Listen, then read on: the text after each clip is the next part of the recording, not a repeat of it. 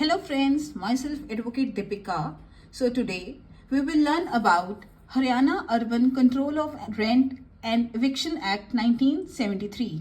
As you know that ये act judiciary के लिए बहुत ज़्यादा इम्पॉर्टेंट है. सो आज हम इसको समझेंगे कि ये है क्या. ये एक्ट नंबर 11 है of 1973. Agent of government of Haryana, कब इसको गवर्नमेंट की एजेंट मिली? 25 अप्रैल 1973. और ये ऑफिशियल गैजेट में कब पब्लिश हुआ? 27 अप्रैल 1973. ये डेट्स भी इंपॉर्टेंट है जुडिशरी के पॉइंट ऑफ व्यू से. सो नेक्स्ट हम रीड करेंगे preamble. Preamble is very important because इससे ये पता चलता है कि ये एक्ट को क्यों लाया गया है, इसकी क्या जरूरत थी. हम पहले प्रीएम्बल पढ़ेंगे. प्रीएम्बल क्या कहता है? An act to control the increase of rent of certain buildings and rented land situated within the limits of urban areas and the eviction of tenants therefrom. Preamble क्या कहता है? To control the increase of rent. या ऐसा ना हो कि tenant को बिना नोटिस दिए या बिना कोई रीजन से एविक्ट कर दें लैंड से, ऐसी चीजें ना हो, इसलिए ये एक्ट इंट्रोड्यूस किया गया. इस एक्ट में 24 सेक्शंस हैं टोटल एंड एक शेड्यूल है. ये सब याद रखने की बहुत जरूरत है जुडिशरी के पॉइंट ऑफ व्यू से कि गवर्नमेंट ने एसेंट कब भी दी इस एक्ट को? 25 अप्रैल 1973 को. और ये ऑफिशियल गैजेट में पब्लिश कब हुआ? 27 अप्रैल 1973 को. और इसमें कितने सेक्शंस हैं?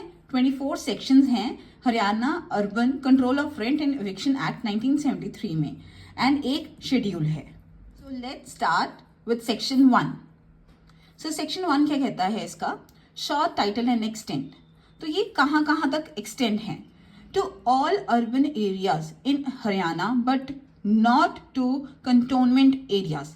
अब कंटोनमेंट एरियाज कौन से होते हैं? A place where military personnel और police are stationed. It can be a building और एरिया वेयर सोल्जर्स लिव और a part of a town used for military purposes. वहां पे ये नहीं होता लागू. ये सारे अर्बन एरियाज में होता है हरियाणा के, बट कंटोनमेंट एरियाज में ये लागू नहीं होता.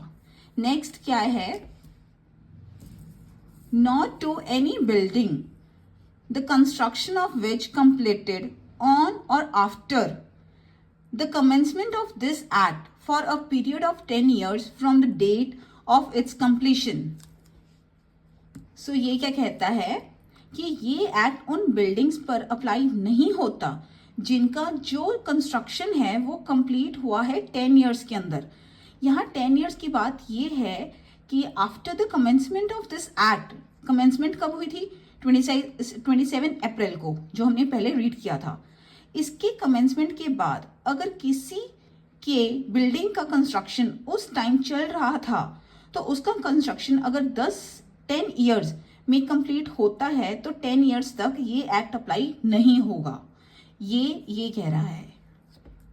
सेक्शन 2 में डेफिनेशन आ जाती हैं. डेफिनेशंस में 2A building, 2B controller, 2C landlord, 2D non residential buildings, 2E prescribed, 2F rented land, 2G residential building, 2H tenant, 2I urban area. ये डेफिनेशन पार्ट बहुत इंपॉर्टेंट है. जुडिशरी में कभी भी पूछ सकते हैं कि 2F में क्या है? वो रेंटेड लैंड है. 2H में क्या है? टेनेंट है.